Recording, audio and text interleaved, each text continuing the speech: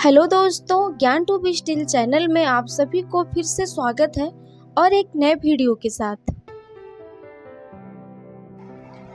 Necessity is mother of invention, ये कहावत दुनिया में फैली महामारी और उससे निजात पाने वाली बीमारी पर एकदम सटीक बैठती है।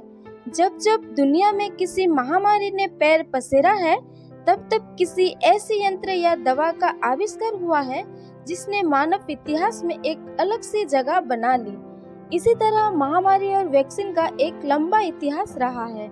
लेकिन दोस्तों, इस वीडियो में हम वैक्सीन के बारे में नहीं, बल्कि वैक्सीन को मानव शरीर में इंजेक्ट करने में प्रयोग होने वाली इंजेक्शन के बारे में जानेंगे।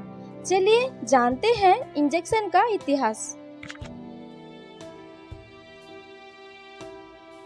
इंजेक्शन या सिरिंज का इतिहास बहुत पुराना है। बहुत से ऐतिहासिक रिपोर्ट बताते हैं कि पहली बार इंजेक्शन का उपयोग चीन में चीते के विष के इलाज के लिए किया गया था। यहाँ तक कि लगभग 2000 साल पहले भी चीन में धातु के प्रयोग से बने सिरिंज का इस्तेमाल होता था। मध्ययुगीन यूरोप में भी इंजेक्शन का उपयोग किया जाता था, जहाँ स्टेनली पार्कर ने 1853 में पहली बार 20 बार तक इंजेक्ट को इंजेक्शन दी थी।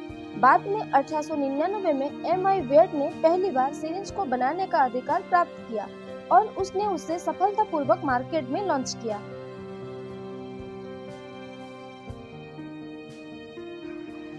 बीसवीं सदी में इंजेक्शन और सिरिंज का उपयोग चिकित्सा के क्षेत्र में और भी व्यापक हो गया। आज ये उपकरण सभी तरह की चिकित्सा और दवाइयों के इलाज में उपयोग किए जाते हैं।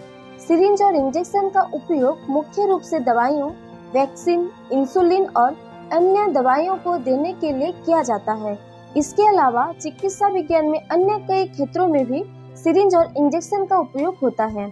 आजकल सिरिंज विभिन्न आकारों में उपलब्ध होती है और विभिन्न उद्देश्यों के लिए उपयोग की जाती है। साथ ही इंजेक्शन के लिए उपयोग किए जाने वाले नीडल भी विभिन्न आकार और उपयोगों के लिए उपलब्ध होते हैं।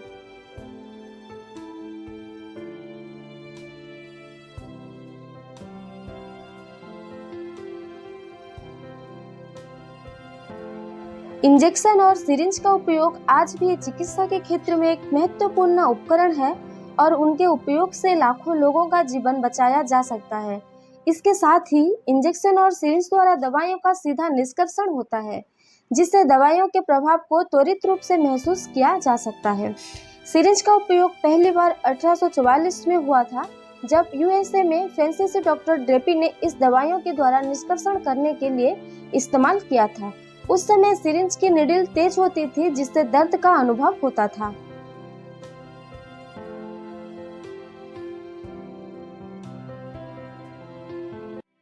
इसी प्रकार सिरिंज और इंजेक्शन के इतिहास में अहम उपयोगों का एक और उदाहरण उन लोगों के लिए है जो मधुमेह जैसी बीमारियों से पीड़ित है। उन लोगों के लिए इंसुलिन इंजेक्शन एक जीवन रक्षक हो सकता है।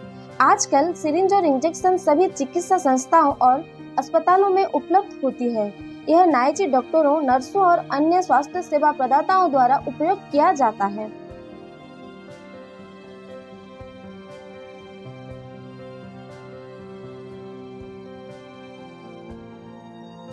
अगले कुछ दशकों में सिरिंज की नीडलों को माध्यम या छोटे आकार के बनाया गया, जिससे इस्तेमाल करने में आसानी होती थी और इससे लोगों में सिरिंज के उपयोग की मान्यता बढ़ गई। इंजेक्शन विधि भी अपने समय के साथ बदलती रही। पहले ये अक्सर शिशुओं और बच्चों के लिए उपयोग होती थी, लेकिन अभी वैक्सीन और दवाइयों के सीधे निष्कर्षण के लिए भी उपयोग होती है।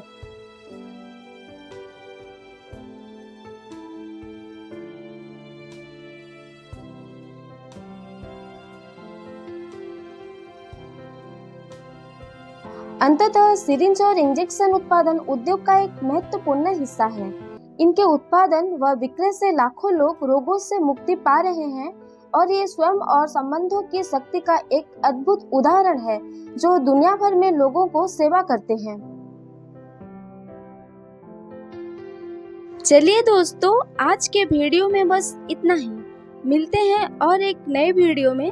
तब तक के लिए दोस्तों, आपको अगर ये वीडियो अच्छा लगा तो लाइक कीजिए, कमेंट कीजिए और शेयर करना ना